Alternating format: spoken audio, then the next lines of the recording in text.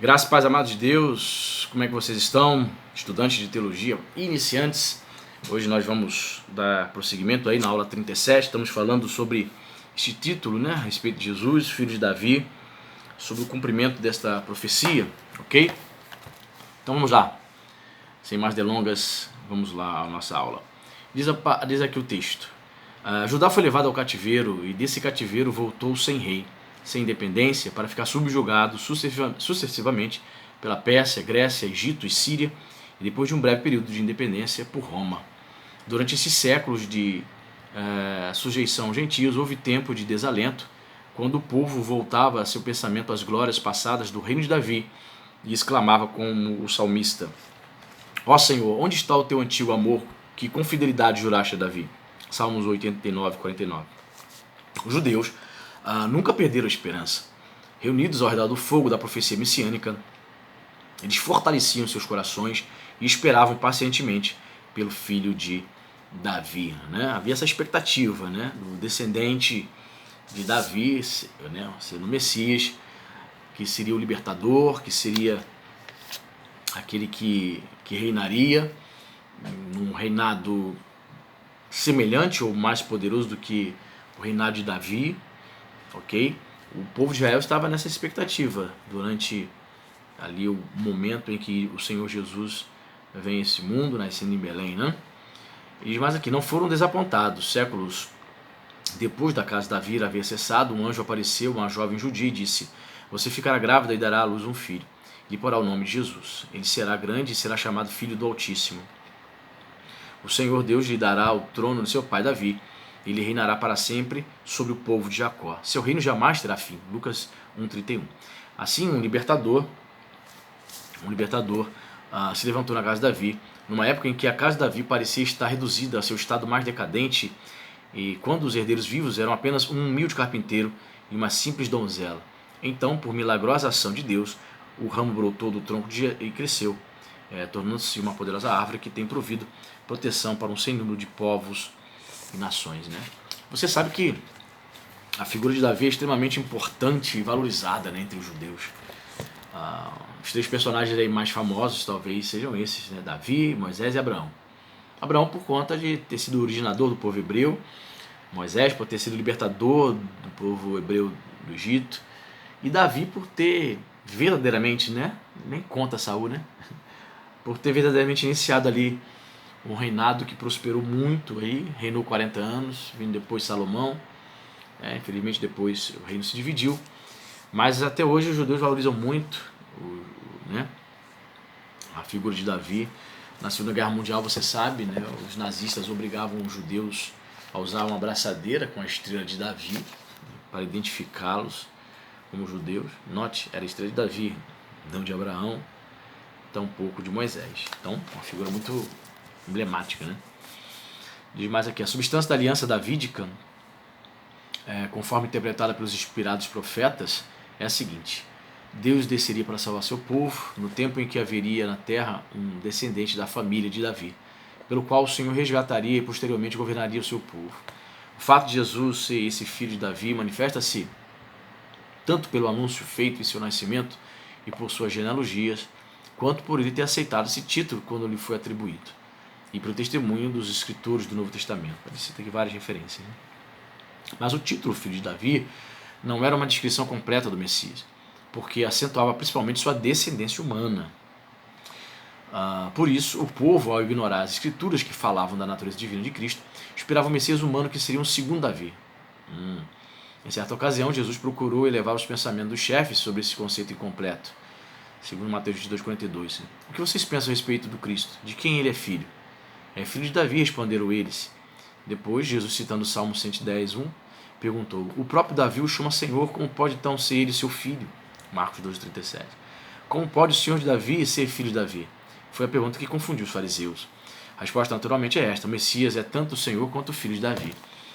Eu percebo assim que aquele povo ali do Novo Testamento ali, do Senhor de Jesus, contemporâneo de Jesus, a expectativa da maioria deles é de que o descendente de Davi, o filho do homem, o filho de Davi, seria um Messias libertador político, certo? Um guerreiro libertador político. Poucos tinham essa expectativa de um Salvador, um Redentor da alma, do ser, né? Por exemplo, o próprio Lucas, né, o título Filho do Homem, está muito presente no Evangelho de Lucas. Ali, Lucas, de fato, está destacando a humanidade de Jesus. Você vê também muito presente o título Filho do Homem em Ezequiel, livro do profeta Ezequiel. Isso. E no profeta Ezequiel, obviamente, Deus chamando Ezequiel, filho do homem, faz isso, faz aquilo, filho do homem. Ou seja, destacando a humanidade também do profeta Ezequiel. Mas quando o título filho do homem aparece em Daniel, nas visões de Daniel, está bem claro para a gente que o título filho do homem ali é um título que designa a divindade do Messias. Algo que parece que os judeus ignoraram completamente. E só focaram no Messias, filho de Davi, como um descendente da linhagem de Davi, que também seria um rei, que iria governar, que seria um guerreiro. Hoje em dia não é diferente. Muitas pessoas frequentam as igrejas e olham para Jesus apenas como alguém, como um ser que pode lhe abençoar, abrir porta, lhe dar um emprego, lhe dar um casamento, uma namorada. Se esquece que Jesus é o Redentor, é aquele que redime, aquele que salva, que purifica dos pecados, né? Diz mais aqui. Pelo milagre do nascimento virginal, Jesus nasceu de Deus e também de Maria. Portanto, ele era o Filho de Deus e o Filho do homem. Como Filho de Deus, ele é Senhor de Davi. Como Filho de Maria, ele é Filho de Davi. O Antigo Testamento registra duas grandes verdades messiânicas. Alguns trechos declaram que o Senhor mesmo virá do céu para resgatar seu povo. Outros esclarecem que da família de Davi se levantaria um libertador. Essas duas vindas completam-se na aparição da pequena criança em Belém, a cidade de Davi. Foi assim que o Filho do Altíssimo nasceu como filho de Davi em Lucas 1,32. Observemos como Isaías 9,6,7 combinam-se a natureza divina e a descendência davídica do rei vindouro. O título mencionado aqui, Pai Eterno, foi mal interpretado por alguns, pois a partir desse título deduzem não haver trindade, afirmando erroneamente que Jesus é o Pai e que o Pai é Jesus. Um conhecimento de linguagem do Antigo Testamento evitaria este erro. Naqueles dias, um regente que governasse sábio e justamente era descrito como pai para o seu povo. Por isso o Senhor, ao falar por meio de Isaías, diz acerca de um oficial: ele será um pai para os habitantes de Jerusalém e para os moradores de Judá. Porém, sobre os ombros dele a chave do reino de Davi. Olha, Isaías 22, verso 21 e 22. Observe a semelhança com Isaías 9,6,7 e compare com Apocalipse 3,7. Esse título foi aplicado a Davi, conforme se vê na aclamação do povo na entrada triunfal de Jesus em Jerusalém. Bendito é o reino vindouro do nosso pai Davi. Marcos 11,10. Eles não queriam dizer que Davi era ancestral deles, pois nem todos descendiam da família desse rei. E naturalmente não chamariam de pai celestial. Davi é descrito como pai, isso, entre aspas, né? Porque, como era o rei, segundo o coração de Deus, foi o verdadeiro fundador do reino israelita, uma vez que Saul mal logrou nesse intento. Fato, né? Pois ampliou suas fronteiras de 1.900 para 96.000 quilômetros quadrados, aumentou o reino em 10 vezes. De igual maneira, muitas vezes, as pessoas referem-se a George Washington como o pai dos Estados Unidos da América. O pai Davi era humano e morreu. Seu reino foi terreno e com o tempo se desintegrou. Mas de acordo com Isaías 9,6,7, o descendente de Davi, o rei Messias, seria divino e seu reino eterno. Davi foi um pai temporário para o seu povo. O Messias é o pai eterno, imortal, divino, imutável para todo o povo, assim destinado por Deus, o Pai. Jesus é sua obra salvadora. O Antigo Testamento ensina que Deus mesmo é a fonte de salvação. Ele é o salvador e libertador de Israel. A salvação vem do Senhor. Ele livrou seu povo da servidão do Egito daquele tempo em diante. Israel soube por experiência que ele era o Salvador. Mas Deus atua por meio de seus agentes. Portanto, lemos que ele salvou Israel por intermédio do misterioso anjo da sua presença, Isaías 63,9. Às vezes, instrumentos humanos foram usados. Moisés foi enviado para libertar Israel da servidão. De tempos em tempos, juízes foram levantados para socorrer Israel. Mas quando chegou a plenitude do tempo, Deus enviou seu filho, nascido de mulher, nascido debaixo da lei, a fim de redimir os que estavam sob a lei, para que recebêssemos a adoção de filhos. Gálatas 4:4-5. Esse termo aqui, plenitude do tempo, a palavra plenitude no grego é uma palavra chamada pleroma, né? Que significa aquilo que está cheio, né? quando aquilo que chegou, digamos, chegou o momento, né? Na plenitude do tempo, ou seja, no momento propício, no momento que encheu, na plenitude desse tempo, no momento certo, Jesus veio. E por que esse tempo é chamado de plenitude do tempo? Porque era um momento em que não era o Império Grego, não era o Império Persa, Babilônico que dominava o mundo. Era o momento, quando Jesus veio esse mundo, era o momento que o Império Romano já estava há 63 anos estabelecido, né? Reinado aí que império que perduraria aí por 4 séculos, só cai no ano 476 depois de Cristo. Muito tempo, muitos imperadores, né, reinaram. E, por exemplo, os romanos, vou dar um exemplo, os romanos, por exemplo, eles construíram estradas por todo o império que até hoje estão em perfeito estado. Como é que pode isso? Nessas estradas circulavam, caminhavam, viajavam, não somente o exército, né, as legiões romanas, mas também comerciantes, missionários, comerciantes crentes que iam de um lugar para o outro fazer os seus negócios e ao mesmo tempo pregar o evangelho. Então foi um momento interessante também, culturalmente. Por quê? Porque desde os tempos de Alexandre, né, o grego, koiné, a cultura helênica, ela foi se destacando, ao passo que, no momento que Jesus nasce ali, na plenitude do tempo, segundo Paulo, o grego koiné, embora os romanos falassem latim, o grego koiné era uma língua comercial. Koiné significa comum, vulgar, né? Por quê? Porque o povo usava esse grego. Não era o grego clássico, os eruditos que escreviam suas poesias gregas, né? Então era um grego que o povo usava, uma língua comercial, é como se fosse o inglês de hoje, né? Onde você vai no mundo, fala-se inglês. Tornou-se uma língua universal, comercial. Interessante, né? Qual é a maior população do mundo? Não é a China? Mais de 1 bilhão e 300 milhões de habitantes? Por ser a maior quantidade de pessoas no mundo chineses, deveria ser o mandarim, o idioma chinês, que deveria ser a língua mais falada no mundo, mas não é. Então, veja bem, o império era romano, eles, os soldados, o imperador falava latim, mas a língua predominante comercial, a língua que era falada em todo o império, era o grego koiné. Portanto, o Novo Testamento foi escrito em grego koiné. Ou seja, foi no momento certo, nessa plenitude do tempo, em que autores judeus escrevem em grego. Olha que interessante. Para uma maior divulgação do Evangelho. Se Jesus tivesse vindo no tempo por exemplo, do cativeiro babilônico, lá na Babilônia, durante 70 anos, o povo de Israel já havia praticamente abandonado o hebraico. E eles haviam assimilado o dialeto aramaico. Tanto é que nos tempos de Jesus, as pessoas, o povo, né, Jesus falava aramaico. Jesus não falava com os seus discípulos, não pregava em hebraico, que é diferente. É um dialeto, é outro idioma que os judeus aprenderam durante o cativeiro na Babilônia. Então, as pessoas que nasceram na Babilônia durante 70 anos, os judeus que nasceram lá, né, as crianças que nasceram lá, depois de muitos anos falando o idioma, segunda, terceira geração, quando essa galera volta no final de 70 anos, muitos já não sabiam nem falar mais, né? Os filhos, os netos dos judeus que foram para lá não falavam, nem sabiam falar o hebraico. Nasceram num país que se falava o aramaico, então eles voltam, né? Então o aramaico torna-se então um idioma presente nos tempos de Jesus. Hoje não, hoje em Israel o idioma oficial é hebraico, tá?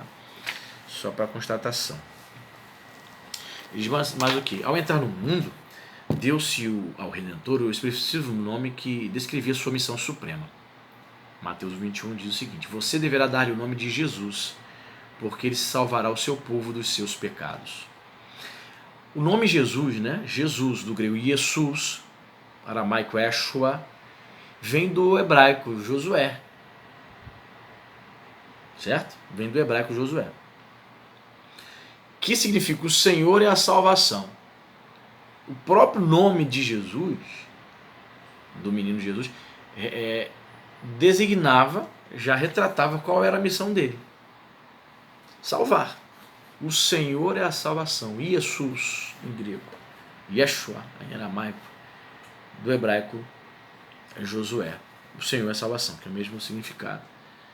Então é interessante isso, né? O próprio nome Jesus. Você percebe que principalmente os judeus, os orientais, eles davam nomes com significados interessantes, né? Cada pessoa recebia um nome com significado que os seus pais achavam ser interessante. Pô, eu vou chamar esse menino aqui, o Senhor é a salvação. Era um nome comum, aliás, tá? Assim como o nome Judá, né? Judá, que mudando, né? Que é o equivalente do grego Judas. Judá significa louvor. Era um nome muito comum também lá. Simeão, entre os 12 discípulos, você sabe, nós sabemos que existiam dois Simeão, Simão Judas, perdão, Simão Pedro, e Simão Zelote, né? Terrorista. Então, é interessante isso. Eram nomes muito comuns. Levi, Judá, Jesus, Simão, como hoje. Mateus, hoje tu vê de Mateus, Lucas, né, no Brasil, né? Antônio, Geraldo, Carlos, são nomes comuns. Márcio, né? São nomes comuns. Anderson, nome comum também. Ok? Diz mais aqui. Os primeiros pregadores do Evangelho não precisaram explicar aos judeus o significado do nome Salvador. Eles já tinham aprendido a lição pela sua própria história. Os judeus entenderam que a mensagem do Evangelho significava que, assim como Deus enviara Moisés para libertar Israel da escravidão do Egito, da mesma forma ele tinha enviado Jesus para resgatar o povo de seus pecados. Eles entenderam a mensagem, mas recusaram-se a crer. Crucificado, Cristo cumpriu a missão indicada pelo seu nome, Jesus, pois salvar o povo de seus pecados implica expiação, e expiação implica morte. Como em sua morte, assim também durante sua vida ele viveu à altura de seu nome. Foi sempre o Salvador. Em toda a terra muitos podiam testificar: eu estava preso pelo pecado, mas Jesus me libertou. Maria Madalena podia dizer: ele me libertou de 7 demônios. Aquele que outrora fora paralítico também podia testificar: ele perdoou os meus pecados. Me veio também à memória aquele texto, né, do cego de nascença em João, né?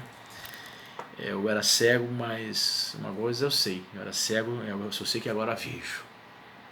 Então, de fato, de verdade, poucos, se você for para os evangelhos, poucos tiveram essa expectativa do Messias Redentor, Salvador da alma, né? Maria, ela vai designar isso, vai apontar isso no seu cântico, né? A minha alma engrandece ao meu Senhor, meu Deus, meu Salvador.